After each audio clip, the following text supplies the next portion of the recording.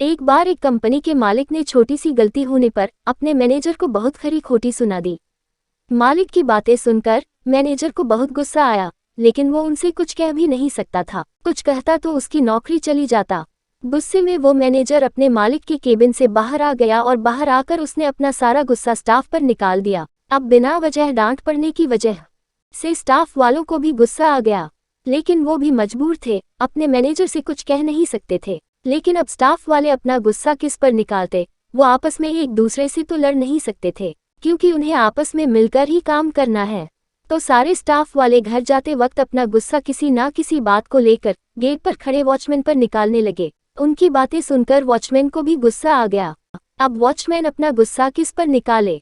सारा स्टाफ निकल गया। वॉचमैन ने गुस्से में ऑफिस का ताला लगाया और घर आ गया। घर पर आया तो उसकी पत्नी ने उसकी पसंद का खाना नहीं बनाया था। वॉचमैन का गुस्सा और बढ़ गया। उसने ऑफिस की भड़ास भी अपनी पत्नी पर निकाल दी और उसे बहुत सुना दिया। पति की बातें सुनकर पत्नी को भी गुस्सा आ गया। वो अंदर गई और उसने अपने बच्चे को एक जोर का थप्पड़ मार दिया और बोलने लगी, पढ़ाई करता नहीं है और सारा दिन टीवी ही देखता रहता है।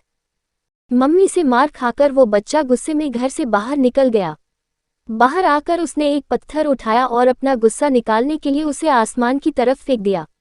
वो पत्थर थोड़ा दूर सो रहे एक कुत्ते के सर में जा लगा।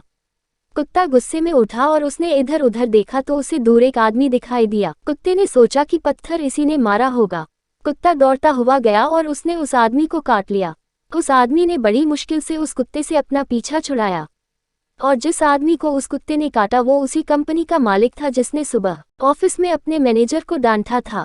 वो आदमी थोड़ी देर तक बस यही सोचता रहा कि आखिर इस कुत्ते ने मुझे बिना वजह काटा क्यों? रोज तो ये मेरे पास दुम हिलाता हुआ आता था, लेकिन आज इसे ऐसा क्या हो गया जो इसने मुझे काट लिया? सीख जो हमें इससे मिलती है। इस मोटिवेशनल कहानी से आप समझ गए होंगे कि कर्मों का फल हमारा पीछा नहीं छोड़ता। जाने अनजाने में कितने लोगों के साथ बिना वजह गलत व्यवहार करते हैं, जिसकी वजह से दूसरे परेशान होते हैं और कितनों का तो बहुत नुकसान भी हो जाता है, पर हमें तो उसका अंदाजा भी नहीं होता, क्योंकि हम तो अपनी मस्ती में ही जीते हैं।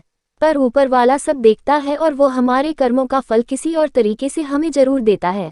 इसलिए जिंदगी में बहुत जरूरी है कि आप दूसरों के साथ अच्छा व्यवहार करें, हर किसी की परेशानी को समझें, किसी के साथ बुरा ना करें, क्योंकि जैसा बीज हम बोते ही वैसी ही फसल हमें मिलती है।